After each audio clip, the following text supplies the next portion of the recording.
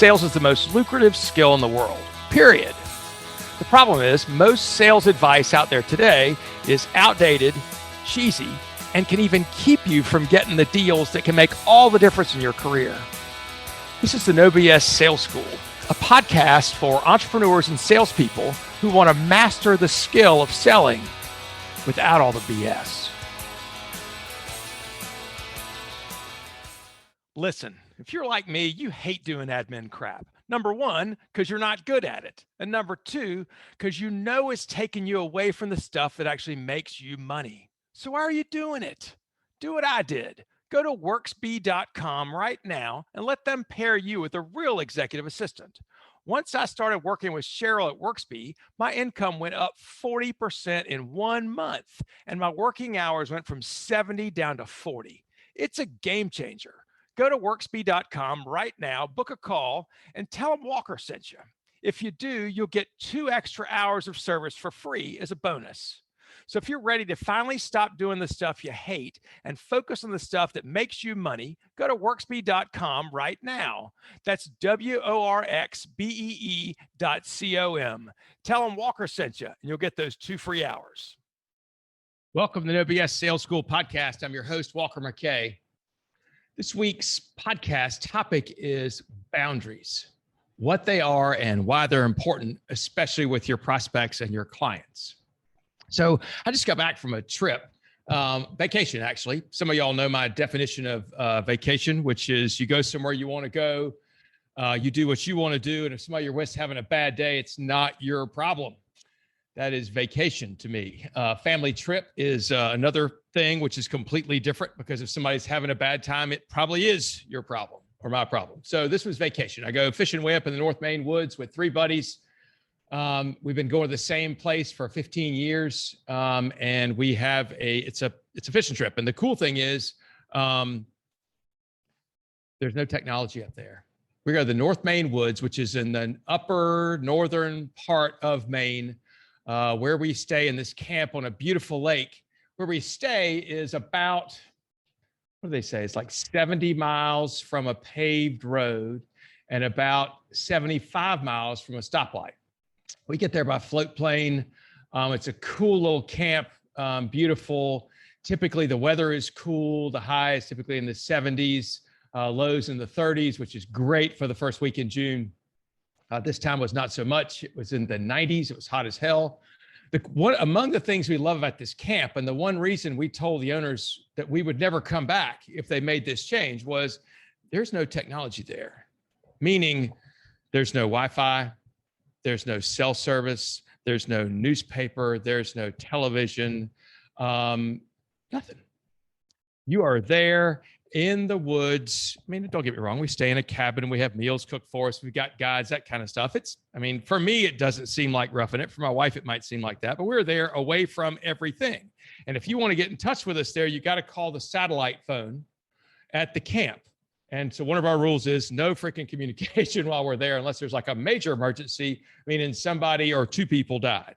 So anyway, part of our boundaries on that trip are after you get off the float plane in camp, or actually when you get on the float plane in a little town called Millinocket, turn off technology. It won't work anyway, but you don't use it, right? And then for a week or 6 nights, 7 days, we're there in this place. Quite frankly, what we do is we fish, we nap, we eat, we drink, and we laugh. And we sleep. So it's pretty, and we drink too. But the fun thing about not having technology, because it's become so damn omnipresent in the regular world, is you kind of forget how much you use the damn stuff. I noticed the first night we went to dinner at camp, it's in my cabin, and we go down to the place, the dining room, we have dinner. And I noticed that I grabbed my cell phone out of the drawer where I put it, and I put it in my back pocket. In this place, a cell phone is a fucking brick.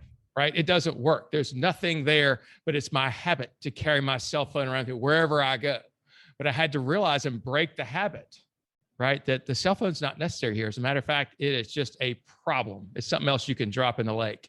So That was the first thing, is recognizing that I had let technology cross a lot of my boundaries in the past 12 months, as I do almost every 12 months, right? I give away all my information. Apparently, I allow cookies. I get all these ads. I sign up for stuff, blah, blah, blah. And meanwhile, the technology companies are stealing all our information. Kind of crazy, right? We protect our health information on this HIPAA stuff, right? Yeah, I can't get information about my child who's 18, just turned 18. I've got to get a freaking paper signed before I can talk to his doctor now. But meanwhile, the technology companies are collecting every freaking piece of data. They probably know more about my health and my son's health and the rest of our health than the doctors do. Technology has no boundaries. It's part of the reasons it's scary to me. So anyway, think about, so the first thing I thought about when I came home was, how do I protect my boundaries with my technology? Now that I've noticed how stupid I am about how often I've got my face stuck in that damn phone or the iPad or the computer or whatever, how do I push that away? And my friend Brian Burkhart, he's a great guy. He's been a guest in this podcast a couple of times. He said, begin with, put your cell phone downstairs. At night, when you go to sleep, plug it into charge downstairs, which I've done now 4 nights in a row. And it's pretty crazy. It's a hard habit to break. I used to keep it right by my bed. So I put that shit away, right? To create a boundary where there's a place where the people at Apple and Google and the river aren't freaking recording shit about me. Put it downstairs. When we protect something, we keep it valuable, right? If you're giving away all your information, it becomes not valuable. If you're giving away your time, it becomes not valuable. So I started thinking about boundaries with clients or with prospects even, right? We got to set boundaries. Boundaries means, what are the rules? What are we going to do? What are they going to do? What's allowed? What's not allowed? So damn important, right? We have these rules in relationships, but in professional relationships, it's even more important. I don't know. It's equally as important. How about that? So some of the boundaries. So you got to have short-term and long-term boundaries for your prospects. Prospects are people that have not yet given you money. Think about the meetings that you have with your prospects. Do you know the rules? Do you know the boundaries before you start? Do you know what is okay to talk about, what's not okay to talk about, what this meeting's about? Here's the thing. Those are boundaries. If you don't set the rules or negotiate the rules up front, then nobody knows what freaking game we're playing. And the thing is, if you don't set the rules and negotiate the rules, then you will automatically be playing by the unspoken rules of your prospect, which often mean you will give me all your information, you will give me all your pricing, and I may or may not take that and shop it around. I may or may not call you back, and I may or may not say bad things about you or whatever, right? Those are the rules. If we don't challenge those rules and renegotiate the rules, those are the rules the prospect is going to play by. Your prospect plays by the rule of got to get 3 prices because that's all that matters. That's all they can tell, right? I don't have to be nice to salespeople. I don't have to tell the truth to salespeople. If you don't negotiate better rules, better boundaries, then those are the rules you're going to play by, right? Those are the rules that somehow prospects have learned that they can get away with. Because why? Because salespeople never set boundaries. Why? Because they're afraid. Bullshit. What's more important, your time or your friendship with your prospects? I would tell you, friendships are only a problem with prospects. I want you to focus on not being friends with your prospects, but building a healthy business relationship. Talked about this at length, right? This comes from setting boundaries. So in your first meeting, right, we want to find out, what are the boundaries here? How much time do they have? What do they want to make sure we talk about? What do I want to talk about? Is this okay if I talk about this stuff? What are we trying to decide today? What does yes mean?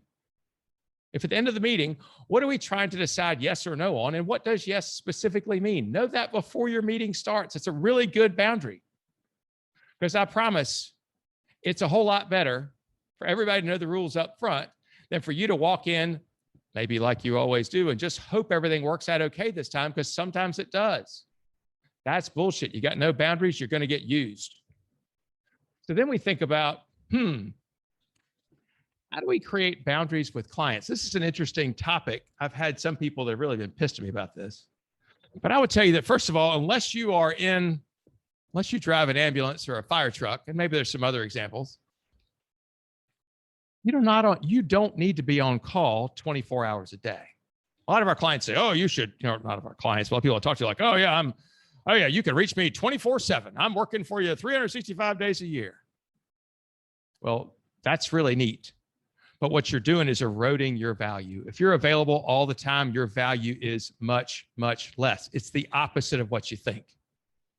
I've learned this because I used to be this way. I wanted to be available all the time. I wanted to be thinking about my clients all the time. And I would even go so far as I'd be out at my farm or ride the tractor or doing something. I'd have an idea for one of my clients. I'd pick up the phone on Saturday and say, hey, I was thinking about you and your business, and here's some thoughts I had. What do you think?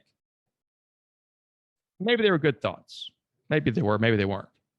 But here's the thing. Once I do that, guess what I'm giving my client permission to do? I can call me on Saturday. Call me at night. Here's the thing. There need to be boundaries for you to be at your best. There need to be boundaries that you create with your clients so that they understand the rules and you understand the rules. I have several boundaries I set up with mine. Number one is I typically turn my phone off at 6 o'clock at night. And on Fridays, I turn it off at probably 5 o'clock at night, and I don't turn it back on, check, or return voice messages until Monday. Right? Doesn't seem unreasonable, right? Most of the time, if people need me, they're going to leave me a voice message. I will tell them when we become clients, you can leave me a voice message after 6. That's fine. I will call you back the next business day. For most people, for 98% of businesses, for 98% of salespeople, for 98%, 99% of clients, you can handle the business during business hours. If you're available all the time, you're devaluing yourself. What I would tell you is be less available. Don't be available all the time. Don't answer your phone. Let it go to voicemail. Call people back when it suits you to call them back. Here's another boundary you need to set. How are you going to treat each other? Several of my clients have come to me and said, the problem I have is that my clients treat me like my customers and clients treat me like shit. They do call me all the time. When they call me, they're pissed. They yell at me. They're rude. They're unreasonable. Well, guess why they're that way? Because you trained them to be that way. You told them it was okay to do that by your inaction. Set boundaries. And I know I tell my boys all the time, they're 15 and 18, I can't think of all the things to tell you not to do fast enough. Right? I can't think ahead for you of all the stupid shit you want to do to tell you no. I can't think of it for you because you're all thinking faster than me. Sometimes we miss stuff. Sometimes our clients will do stuff that maybe all of a sudden they start calling us at night, or maybe they are rude to somebody in our office. There's no reason to be rude to anybody, right? But the way we can handle that, if we haven't covered it ahead of time, number one, if somebody calls you at night, after hours, let it go to voicemail. You can listen to it or not, doesn't matter. If somebody's rude to your client, if somebody's rude to one of your employees or rude to you, I want you to take a deep breath and unemotionally say, I would appreciate it if you wouldn't speak to me or my team like that. Very important that we do that unemotionally. That will mess people up and they will understand. If you raise your voice, all of a sudden you're escalating the whole thing. Keep calm. Stay in your adult frame of mind. Don't allow bad behavior from your employees. Don't allow bad behavior from your customers or your prospects. It's okay. What I'll tell you when you're talking to somebody, when you're on a sales call, when you're interviewing somebody to see if they'd be a good customer or client for you, no is the most powerful word you can use. No. Why no? You will define your business more by the people you say no to than the ones you say yes to. Gosh, Walker, that doesn't make any sense. You know why it might make sense? Say no to the ones that don't fit your sweet spot. even though you love the small ones, even though you worked with them a long time ago, even though they were good customers and they were tiny, but you've got to grow your business. You can't keep those guys and still grow your business. They take too much time. If they're ones that are giant and they're a pain in the ass and they're not in your sweet spot and they're dragging you all over the place and you're not making any money because they won't let you make any money and they demand all your attention, all your time, fire them. It's not worth the trouble. Wouldn't it be great if you could replace them with 2 or 3 or 4 or 5 really good ones that were right in your sweet spot, that did that behave like you want them to behave, and you had a good, healthy business relationship with, instead of being drug around by your nose by some elephant that treats you like shit? In your sales calls, I want you to understand, not just words, but I want you to understand you are not the right fit for everybody.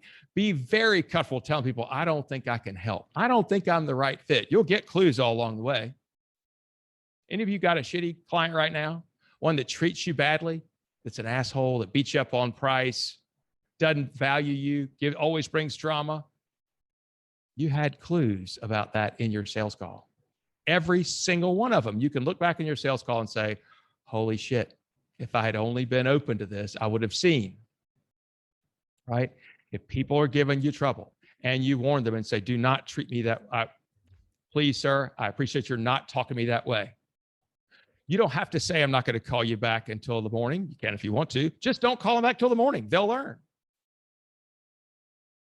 Somebody calls you the weekend, let it go to voicemail. Now, this makes some people very nervous because they're in the emergency business, and that's fine. If you're in the emergency business, don't do that. But what I will tell you is how important it is when you go on a family trip, when you go on vacation, when you do whatever.